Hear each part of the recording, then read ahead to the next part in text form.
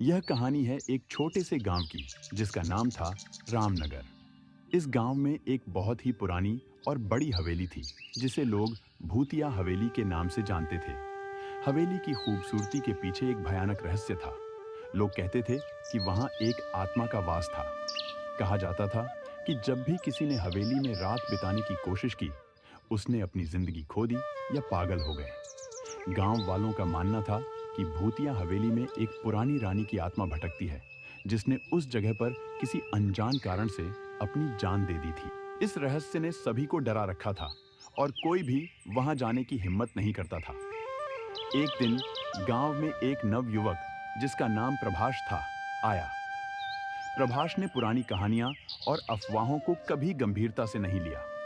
जब उसने भूतिया हवेली के बारे में सुना तो उसने सोचा कि यह सब झूठ है और उसने निर्णय लिया कि वह उस हवेली में एक रात बिताकर गांव वालों को साबित करेगा कि यह सब सिर्फ कहानियां हैं। गांव के बुजुर्गों ने उसे समझाने की कोशिश की, लेकिन प्रभाष ने उनकी बातों को नजरअंदाज कर दिया। एक शाम प्रभाष अपने कुछ जरूरी सामान लेकर हवेली के लिए निकल पड़ा।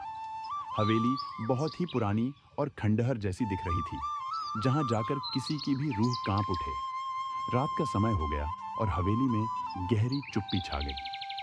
प्रभाष ने एक कमरे में अपना बिस्तर लगाया और अपनी टॉर्च जलाकर चारों ओर देखने लगा। हवेली के अंदर कीमती चित्र, टूटे फूटे फर्नीचर और धूल भरी किताबें थीं। प्रभाष ने चारपाई पर लेटकर एक किताब उठाई और पढ़ने लगा, लेकिन अचानक एक ठंडी हवा का झोंका आया और दरवाजा खुद ब खुद बंद हो गया। प्रभाष सहम गया, लेकिन उसने खुद को संभाला और किताब पढ़ने लगा। तभी उसे लगा कि कोई उसके पीछे खड़ा है, लेकिन जब उसने मुड़कर देखा तो वहां कोई नहीं था। उसकी दिल की धड़कन तेज हो गई। उसने सोचा शायद उसे भ्रम हो रहा है, लेकिन तभी एक तेज चीख की आवाज ने उसकी नींद को उड़ा दिया।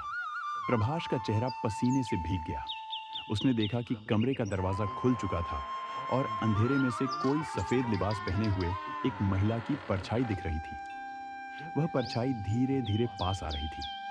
प्रभाष डर के मारे उठकर भागने लगा, लेकिन जैसे ही उसने दरवाजे से बाहर निकलने की कोशिश की, दरवाजा बंद हो गया। अब वह परछाई बिल्कुल उसके सामने थी। महिला की आंखें लाल हो चुकी थीं और चेहरा भयानक था।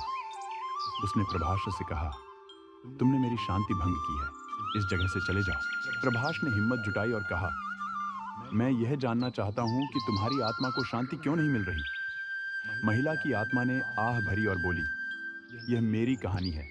मैं रानी हूं। मेरे पति ने मुझे यहाँ बंद कर दिया था और मैं भूख और प्यास से मर गई थी। मेरी आत्मा को शांति नहीं मिली क्योंकि मेरा अंतिम संस्कार नहीं किया गया।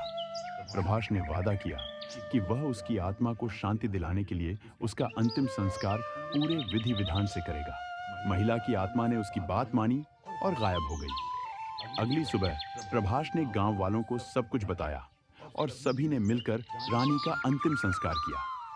उस रात के बाद कोई भी भूतिया घटना नहीं घटी और हवेली अब एक शांतिपूर्ण जगह बन गई। प्रभाष की बहादुरी से गांव वालों ने उसे सम्मानित किया और भूतिया हवेली अब गांव का एक महत्वपूर्ण हिस्सा बन गई, जहां लोग बिना डर के जाया करते थे। इस प्रकार प्रभाष ने अपनी हिम्मत और समझदारी से न केवल अपने डर को हराया, बल्कि एक निर्दोष आत्मा को भी शांति दिलाई। यह कहानी हमें सिखाती है कि हमें सबसे बड़ी चुनौतियों का सामना बहादुरी और बुद्धिमानी से करना चाहिए।